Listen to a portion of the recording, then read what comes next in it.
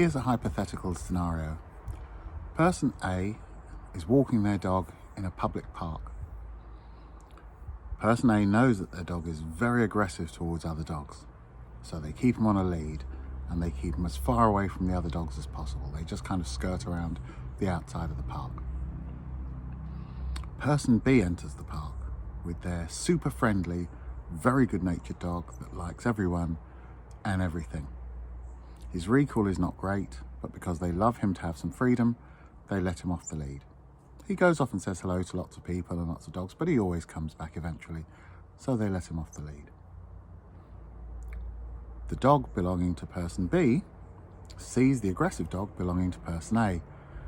He doesn't know that he's aggressive, so he runs over to say hello and maybe make a new friend. Person B also doesn't know that dog A is highly aggressive, so they're quite happy for their dog to run over.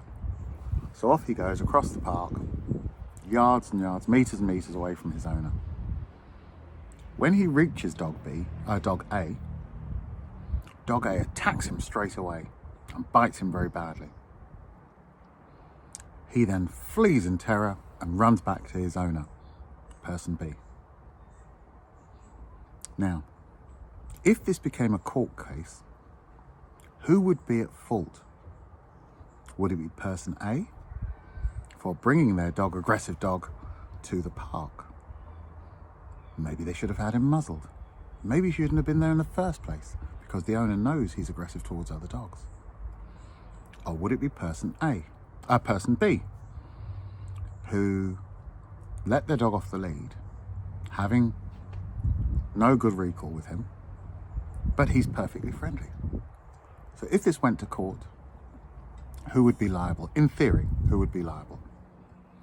Those of you that think the person at fault would be person A, you would be wrong. I know why you would think that. You'd say, well, if they have a dog who's aggressive, why did they bring him to a public park? Or if they know that he's highly aggressive, why wasn't he wearing a muzzle? If he'd have been wearing a muzzle, dog B would have been fine.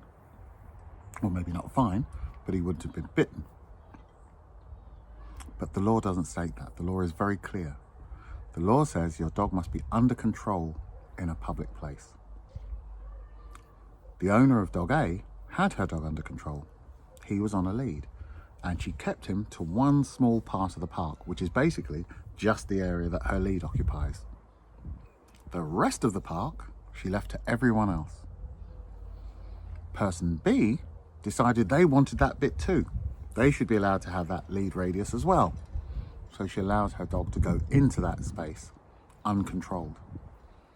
So the incident occurs not because of dog A, it occurs because of dog B, who ran uncontrolled into that space, and the law recognizes that.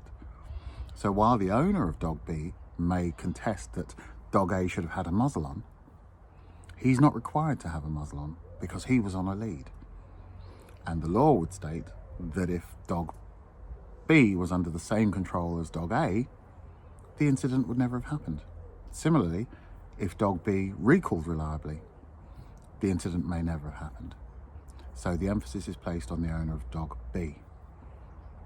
I know that may seem harsh to the owners of dogs like dog B, who are supposed to go and say hello to everyone, but the law would not find in your favour.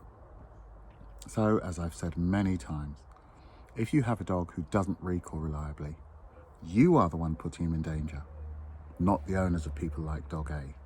So if you can't recall your dog, keep him on the lead and get involved with a trainer who can teach you how to teach him to recall.